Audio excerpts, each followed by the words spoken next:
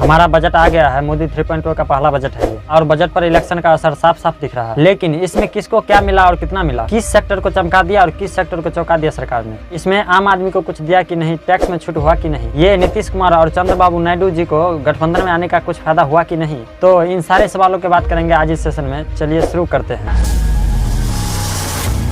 सुबह सुबह निर्मला सीतारमण जी ने अपना बक्सा खोला बजट पढ़ने के लिए, तभी से हमारा रिसर्च शुरू हो गया। इसी वजह से थोड़ा लेट भी हो गया वीडियो बनाने में। सबसे पहले हमारे देश के पहले ऐसे वित्त मंत्री बनी निर्मला सीतारमण जी, जो इस बजट को लगातार 7 बार सुना चुकी हैं, और यह एक रिकॉर्ड बन चुका है। इस बजट का टोटल साइज था 48 लाख करोड़ से ज्यादा। सरकार पहले ही बोल चुका है कि इस बार हमारा ध्यान इन 9 सेक्टर पर ज्यादा रहे। एग्रीकल्चर पर ध्यान दिया जाएगा, डेवलपमेंट पर ध्यान दिया जाएगा, अर्बन डेवलपमेंट यानी शहरीकरण पर ध्यान दिया जाएगा, इंफ्रास्ट्रक्चर पर ध्यान दिया जाएगा, इनोवेशन पर ध्यान दिया जाएगा, मैन्युफैक्चरिंग पर ध्यान दिया जाएगा, एनर्जी पर ध्यान दिया जाएगा, नेक्स्ट जनरेशन को रिफॉर्म करने पर ध्यान दिया जाएगा, सबका साथ और सबका विकास, इन पर तो विशेष ध्यान रहेगा। युवाओं के लिए टोटल 5 स्कीम लॉन्च करेगी, जिसमें टोटल 2 लाख करोड़ से ज्यादा खर्चा होंगे। इसके अलावा 1 करोड़ युवाओं को देश के टॉप 500 कंपनियों में इंटर्नशिप कराएगी सरकार। अगला है देश के 80 करोड़ वो लोग जिनको मुफ्त अनाज चाहिए, उनको अगले 5 साल तक फिर से मुफ्त अनाज दिया जाएगा। 10 लाख करोड़ रुपए दिए हैं पीएम आवास योजना के लिए। अगला है किसान, जिनके लिए 1,52,000 करोड़ रुपए अलॉट किए गए हैं, जिसके तहत अगले 2 साल में 1 करोड़ से ज्यादा किसान को नेचुरल फार्मिंग सिखाई जाएगी। अगला है ग्रामीण विकास के लिए 2,66,000 करोड़ रुपए अलॉट किए गए हैं। महिलाओं के लिए 3 लाख करोड़ रुपए अलॉट किए गए हैं, जो अलग अलग स्कीमों के द्वारा महिलाओं को दिया जाएगा।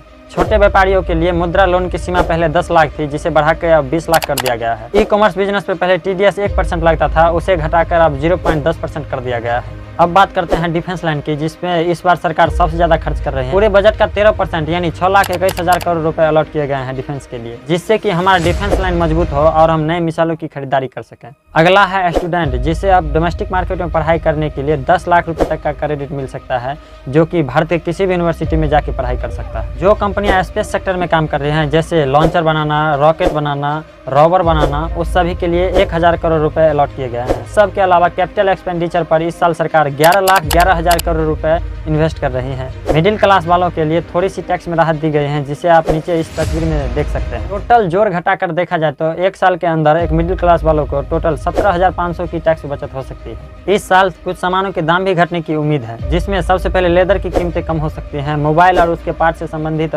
वस्तुओं की कीमत में कमी आ सकती है। इसके अलावा सोना, चांदी और प्लेटिनियम के दाम कम हो सकते हैं। और कैंसर ट्रीटमेंट के कुछ दवा हैं जो काफी महंगी आती थी पहले, उसे अब सरकार ने टोटल टैक्स फ्री कर दिए हैं, जिसकी वजह से अब वो काफी सस्ती हो सकती है। सब के अलावा कुछ चीजें महंगी भी हुई हैं, जैसे प्लास्टिक के प्रोडक्ट हो गए, टेलीकॉम रिलेटेड वस्तुएं हो गए, और अमोनियम कार्बोनाइट की दाम बढ़ सकती है। अब बात करते हैं इस पार्टी के 2 मुख्य लोग जिनकी वजह से यह सरकार चल रही है, नीतीश कुमार और चंद्रबाबू नायडू जी की। हालांकि बिहार को विशेष राज्य का दर्जा तो नहीं मिला अभी तक, लेकिन विशेष पैकेज जरूर दिए गए हैं, जिसमें नए एयरपोर्ट्स, मेडिकल कॉलेज, 3-4 नए एक्सप्रेसवे दिए गए हैं। भागलपुर में मेगा पावर प्लांट लगाए जा रहे हैं। बक्सर में गंगा जी पर 2 साइड का पुल बनाया जा रहा है। गया में कॉरिडोर बन रहा है, और बिहार में बाढ़ से निपटने के लिए 11,500 करोड़ रुपए का अलॉट किया गया। सब मिलाकर बात किया जाए तो बिहार को टोटल 26,000 करोड़ से ज्यादा का प्रोजेक्ट मिला है। दूसरी तरफ है चंद्रबाबू नायडू जी आंध्र प्रदेश से।